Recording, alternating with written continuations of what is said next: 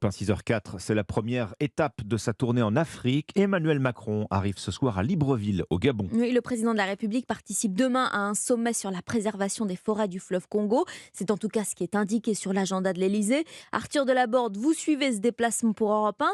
Si Emmanuel Macron est sur le continent, c'est aussi pour marquer la rupture avec la vieille France-Afrique, surtout dans une région où la fronde anti-français gagne du terrain, Arthur.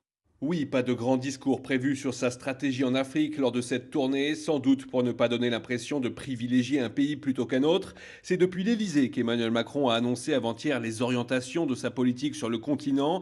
Face notamment à la montée en puissance de la Chine et de la Russie, le chef de l'État plaide pour un partenariat renouvelé. Il faut dire que l'influence française sur le sol africain ne cesse de reculer, alors même que le sentiment anti-France lui progresse. Pour le chef de l'État, il faut donc s'adapter. Cela passe d'abord par une redéfinition de la présence militaire en Afrique. Après les retraits des troupes au Mali et au Burkina Faso, plus question d'implanter de nouvelles bases. Plus largement, l'objectif affiché désormais, c'est d'aider le continent à affronter une série de défis sécuritaires, sanitaires, démographiques ou encore climatiques.